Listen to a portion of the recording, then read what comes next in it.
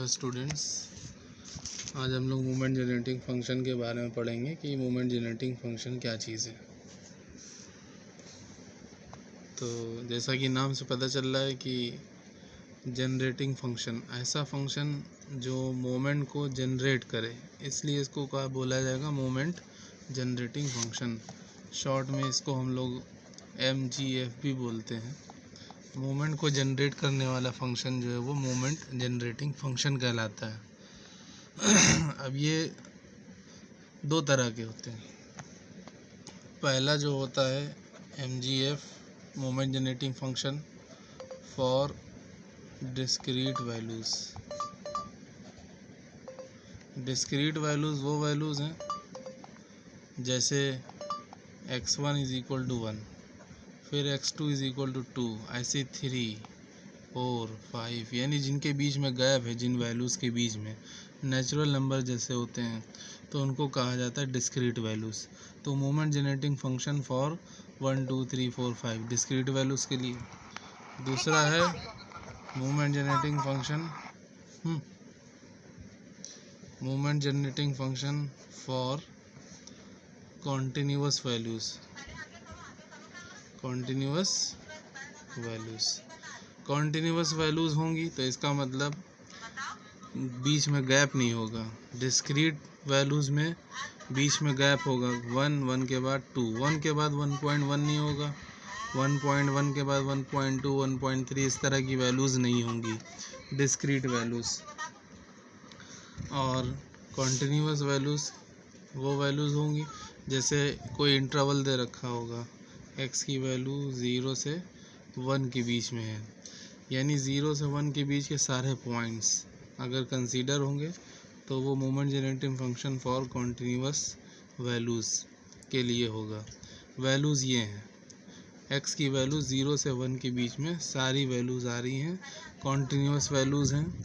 0 के बाद जो पॉइंट आएगा 0.1, 0.001, 0.001, 0.00001, तो वो सारे पॉइंट जो 0 1 के बीच में हैं, तो 0 1 के बीच में कोई गैप नहीं होना चाहिए।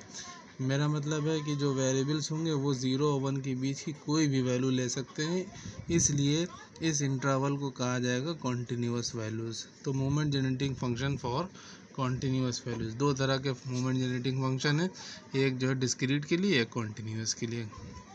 मोमेंट जनरेटिंग फंक्शन को MAT से डिनोट किया जाता है। डिस्क्रीट के लिए हम क्या करते हैं, समेशन लगाते हैं, e की power t x minus a, ये करा, और वो डिस्ट्रीब्यूशन जिसका हमें मोमेंट जनरेटिंग फंक्शन निकालना है तो वो यहाँ पर रख देंगे fx। ये हो जाएगा moment generating function about point A। ये फार्मूला है मोमेंट जनरेटिंग फंक्शन निकालने का डिस्क्रीट वैल्यूज़ के लिए। यही अगर कॉन्टिन्यूअस के लिए कहा जाएगा तो MAT = इंटीग्रल लगाएंगे, e की power t x minus a fx dx हो जाए। यानी डिस्क्रीट के लिए समेशन लगाएंगे और कॉन्टिन्यूअस के लिए इंटीग्रल का साइन लगाएंगे, इंटीग्रल e की power t x minus a fx dx। अब अगर मोमेंट जनरेटिंग फंक्शन, ये moment generating function, this is MGF about point A, ये भी मोमेंट जनरेटिंग फंक्शन है, ये कॉन्टिन्यूअस के लिए, इसलिए इसके साथ में इंटीग्रल लगेगा। a = 0 जब कहा जाए, यानी moment generating function about origin, तो निकल के आएगा M0t समेशन वाले केस में e की power t x minus 0 fx हो जाएगा। इंटीग्रल वाले केस में a की जगह, बस a की जगह 0 रख देना है, दोनों में a की जगह 0 रख देंगे, moment generating function about origin निकल आएगा। एक बात ये हुई। दूसरी बात, चूँकि इसको मोमेंट जनरेटिंग फंक्शन कहते हैं और इससे जो है मोमेंट्स जनरेट होते हैं, मोमेंट बनते हैं, μ1, μ2, μ3, μ1 डैश, μ2 डैश, μ3 डैश, तो इससे जो है तो मोमेंट जो है वो जनरेट होते हैं MAT से।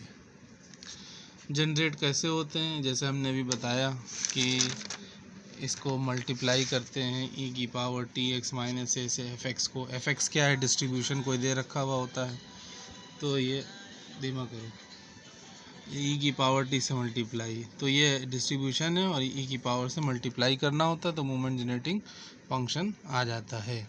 इसकी पिक्स भी हमने आपको भेजी थी, ये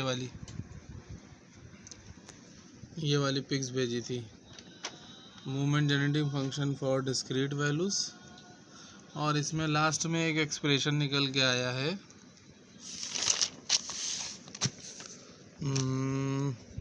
mu R dash is equal to rth derivative of M A T का rth डेरिवेटिव निकालेंगे at t is equal to 0 पर। ये होता है rth moment about point A। अगर a इज इक्वल टू 0 हो जाएगा, a इज इक्वल टू 0, तो ये हो जाएगा rth derivative with respect to t किसका, m0t का एट t इक्वल टू 0। तो a क्या होता है, वो पॉइंट होता है जिसके अबाउट मूवमेंट निकालते हैं। अब a 0 हो गया है, तो ये म्यू आर डैश ना होके ये क्या हो जाएगा, वी आर हो जाएगा, क्योंकि moment about origin V R से डिनोट किया जाता है। अगर यही a की जगह क्या हो जाए, a is equal to X bar हो जाए, तो ये म्यू आर डैश ना हो के क्या हो जाएगा, म्यू आर हो जाएगा, क्योंकि अगर a की वैल्यू एक्स बार के बराबर हो गई तो मोमेंट अबाउट किसके निकलेगा, अबाउट मीन के निकलेगा। और मोमेंट अबाउट मीन जो है वो सिर्फ म्यू आर से डिनोट किया जाता है, तो इसका फॉर्मूला हो जाएगा rth derivative with respect to t किसका, m X bar t at t equal to 0।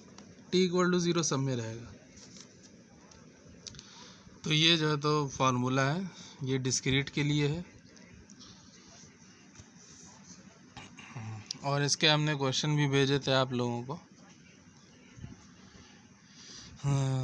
जैसे ये क्वेश्चन दे रखा हुआ है एक डिस्क्रीट के लिए,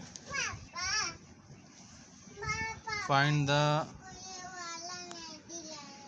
the moment generating function of the discrete Poisson distribution given by F x की वैल्यू दे रखी हुई है, ई की पावर माइनस एम की पावर एक्स फैक्टोरियल एक्स।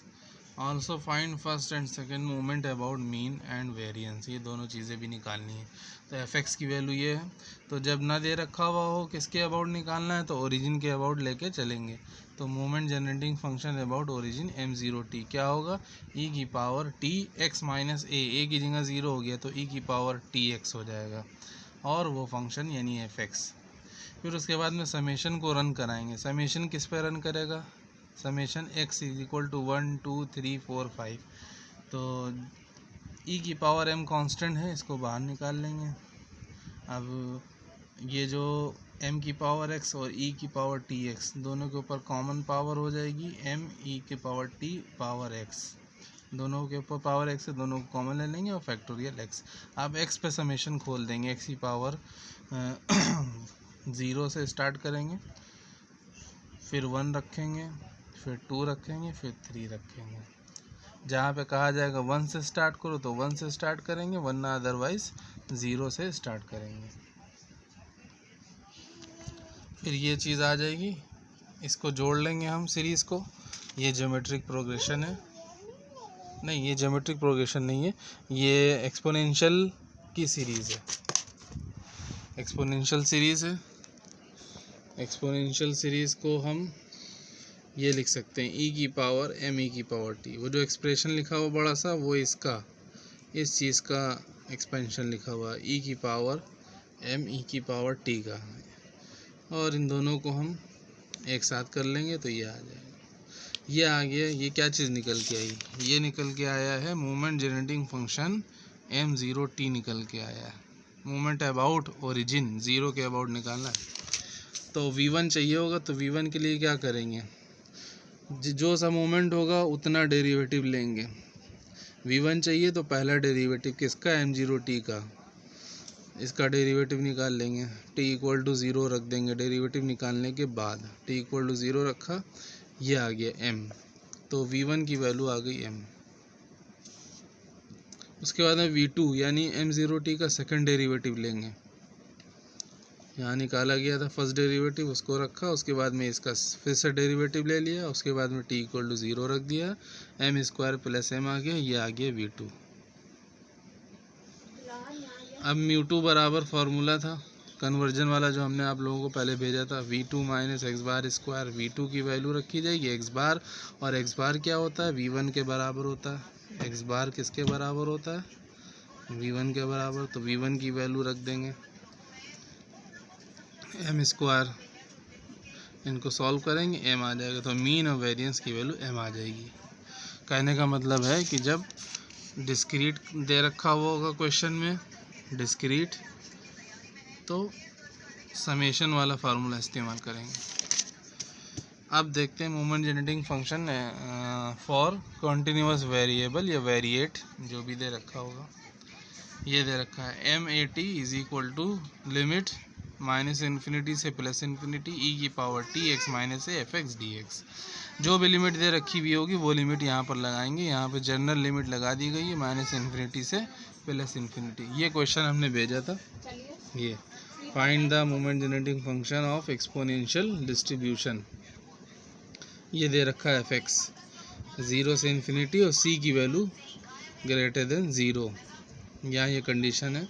और find its mean and standard deviation, ये भी निकालना है, मतलब mgf भी निकालना है, मोमेंट जनरेटिंग फंक्शन भी निकालना है, और ये भी निकालना है मीन और स्टैंडर्ड डेविएशन निकालना है। तो m0t इन्होंने लेके चले हैं कहाँ से, 0 से इन्फिनिटी तक का इंटरवल दे रखा हुआ है, तो जहाँ इंटरवल दे रखा हो वहाँ पर इंटीग्रल वाला फार्मूला लगाएंगे मोमेंट जनरेटिंग फंक्शन को निकालने के लिए। यहाँ से पता चल रहा है इंटरवल से कि हमें इंटीग्रल वाला फार्मूला इस्तेमाल करना है mgf के लिए। तो m0t 0 से t e की पावर t, यहाँ पे 0 है तो x माइनस a की जगह x माइनस 0 यानी x, और F X D x. F x की वैल्यू यहाँ रख दिया, इंटीग्रेशन कर दिया है पूरा इन्होंने, लिमिट रख दी, upper limit minus lower limit. ये ध्यान रहे कि c 0 से बड़ा है, ठीक है। और उसके बाद में ये इंटीग्रेशन करा, ये आ गया, इसको इसमें से माइनस निकाला, फिर इसको ऊपर ले गए, या ये बाइनोमियल एक्सपेंशन खोल दिया इसका, ये निकल के आ गया। अब करना क्या रहता है ये निकल के आ गया m0t। अब इसका फर्स्ट डेरिवेटिव लेंगे अगर, तो पहला मोमेंट आएगा, सेकंड लेंगे तो दूसरा आएगा।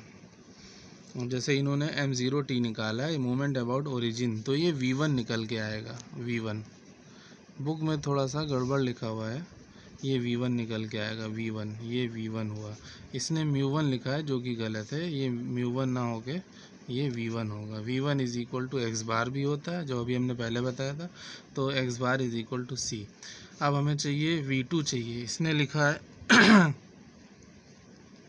इसने लिखा है म्यू टू डैश लिखा हुआ है, तो ये म्यू2 डैश ना होके ये v2 है, क्योंकि हम 0 के अबाउट निकाल रहे हैं,